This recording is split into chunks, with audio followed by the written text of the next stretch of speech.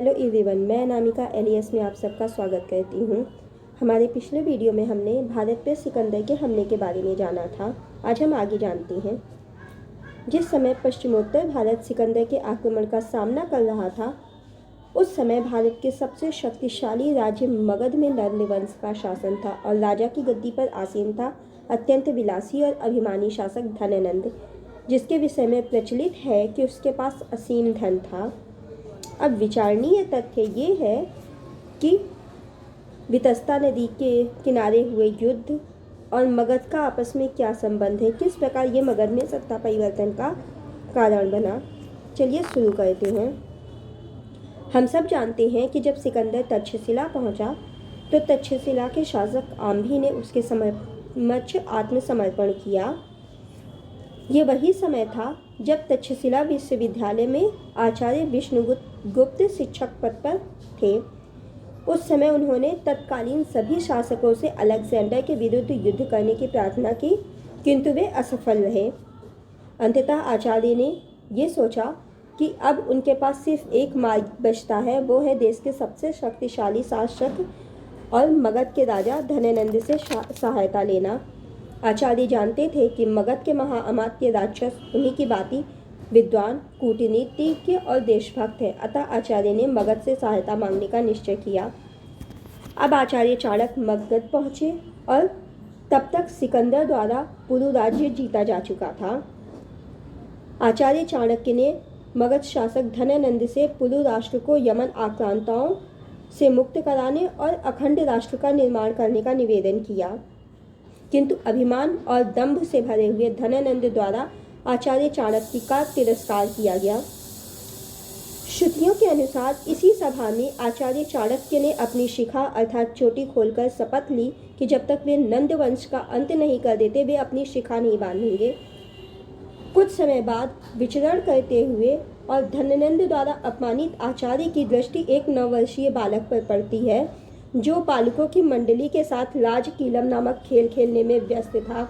चाणक्य इस बालक को अपने साथ तक्षशिला ले जाते हैं और आचार्य चाणक्य के सानिध्य में ही इस बालक की शिक्षा दीक्षा होती है। ये बालक बड़ा होकर हिमालय क्षेत्र के राजा पर्वतक की सहायता से मगध राज्य पर आक्रमण करता है और नंद वंश को सत्ता से हटा देता है। आचार्य चाणक्य द्वारा प्रशिक्षित यह बालक कोई और नहीं अपितु मौर्य वंश का संस्थापक चंद्रगुप्त मौर्य था, जिसने मगध में मौर्य वंश की नींव रखी। आदि यूनानी विद्वानों ने चंद्रगुप्त को सैंड्रोकोट्स कहा है। सैंड्रोकोट्स ही चंद्रगुप्त है, ये बताने वाले पहले विद्वान विलियम जोन्स थे। आचार्य ने चंद्रगुप्त की शिक्षा एक अखंड राष्ट्र की संकल्पना के साथ की थी और चंद्रगुप्त मौर्य ने इसे सत्य सिद्ध किया। जिस समय चंद्रगुप्त मगध में मौर्य साम्राज्य की नींव रख रहा था, उसी समय सिकंदर का सेनापति सेल्यूकस निकेटर भी अपनी महानता सिद्ध कर रहा था। सिकंदर की मृत्यु के बाद उसके सेनापति सेल्यूकस ने बेबीलोन पे अधिकार कर लिया। उसके बाद ईरान को जीतता हुआ बैक्ट्रिया को जीतकर वहां का शासक बन बैठा। अब अपने पूर्वी अभियान के तहत ये भारत की ओर बढ़ा और ईसा पूर्व 305-4 में ये काबुल तक पहुंचा और इसने सिंधु नदी पार की।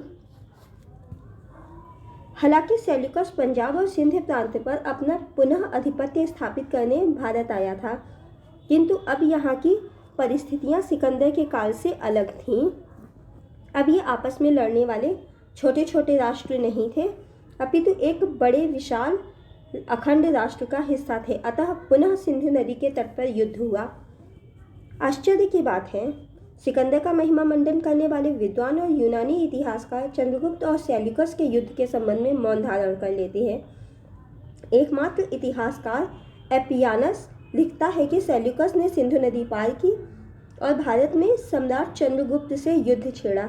अंत में उनकी संधि हो गई और वैवाहिक संबंध स्थापित हुए।